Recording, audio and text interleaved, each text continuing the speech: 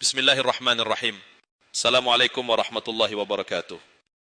Hadirin yang dimuliakan oleh Allah, pada kesempatan yang penuh berkah ini, marilah kita bersama-sama memanjatkan puji syukur kehadirat Allah Subhanahu wa taala yang telah memberikan kita kesempatan untuk berkumpul di tempat yang penuh dengan rahmat-Nya. Semoga dengan hadirnya kita di majelis ini, Allah memberi taufik dan hidayahnya, serta menjadikan kita sebagai hamba-hamba yang senantiasa berada di jalannya. Amin. Pada ceramah kali ini, kita akan membahas topik yang sangat penting dan perlu kita renungkan bersama, yaitu azab kubur yang tidak terbayangkan. Tema ini bukanlah tema yang mudah, karena membicarakan tentang kehidupan setelah mati yang merupakan suatu perkara yang sangat serius dalam agama Islam. Hadirin yang dirahmati Allah, kubur adalah tempat yang pertama kali akan kita masuki setelah meninggal dunia. Ketika seseorang meninggal, tubuhnya akan dimasukkan ke dalam kubur. Namun ada hal yang lebih penting untuk kita renungkan, yaitu apa yang terjadi di dalam kubur setelah tubuh kita ditanam. Apakah kita sudah mempersiapkan diri untuk menghadapi kenyataan ini? Azab kubur adalah siksaan yang Allah Subhanahu wa taala siapkan bagi orang-orang yang tidak bertakwa kepadanya, yang meninggalkan amal saleh, dan yang hidup dalam kelalaian terhadap perintahnya. Azab kubur tidak bisa kita bayangkan dengan akal yang terbatas ini. Siksaan yang Allah sebutkan dalam Al-Quran dan hadis mengenai azab kubur sangatlah mengerikan. Dalam sebuah hadis yang diriwayatkan oleh Imam Bukhari dan Muslim, Rasulullah SAW bersabda, sesungguhnya kubur itu adalah taman dari taman-taman surga, atau lubang dari lubang-lubang neraka. Hadis riwayat Muslim.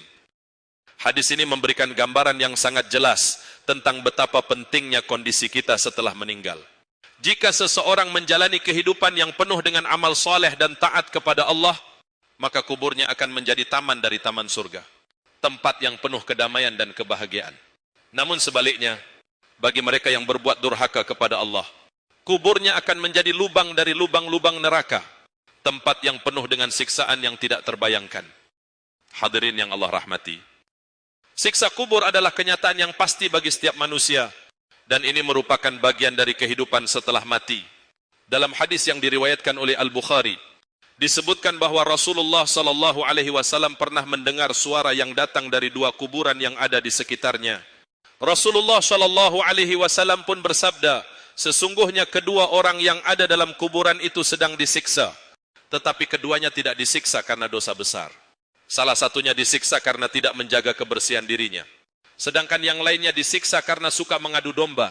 Hadis riwayat Bukhari. Ini menunjukkan bahwa azab kubur bukan hanya terjadi karena dosa besar, tetapi juga karena kelalaian dalam menjalankan kewajiban-kewajiban yang tampaknya kecil, seperti menjaga kebersihan diri atau menyebarkan fitnah dan permusuhan. Hadirin yang berbahagia, lalu apa yang harus kita lakukan untuk menghindari azab kubur yang mengerikan ini? Taat kepada Allah dan Rasul-Nya. Kita harus senantiasa menjalankan perintah Allah dan menjauhi larangannya, dengan beribadah dengan ikhlas, menjalankan salat 5 waktu, berpuasa di bulan Ramadan, dan berbuat kebaikan lainnya. Kita dapat memperoleh perlindungan dari Allah, bertaubat dan memohon ampunan. Kita adalah manusia yang tidak lepas dari dosa. Oleh karena itu, bertaubatlah kepada Allah dengan sungguh-sungguh, memohon ampunannya atas segala dosa yang telah kita perbuat, baik yang kita sadari maupun tidak. Menjaga adab dan akhlak.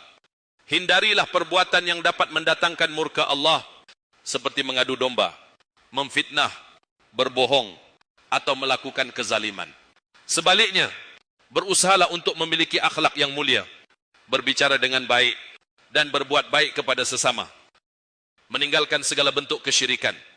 Syirik adalah dosa yang paling besar di sisi Allah. Kita harus menjaga hati kita agar senantiasa hanya menyembah Allah semata, dan menjauhkan diri dari segala bentuk penyekutuan dengannya. Mendekatkan diri kepada Allah melalui doa. Doa adalah senjata orang beriman.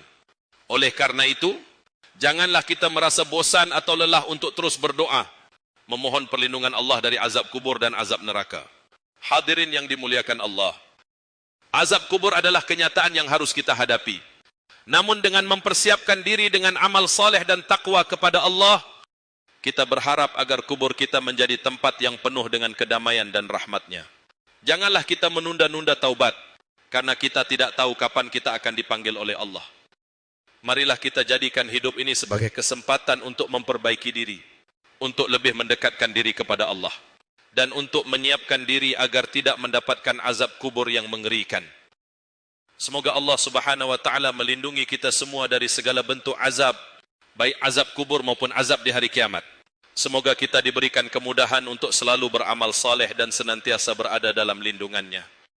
Jangan lupa selalu like, komen dan subscribe video ini. Semoga Allah selalu memudahkan langkah kita menuju hidup yang penuh berkah. Amin. Wassalamualaikum warahmatullahi wabarakatuh.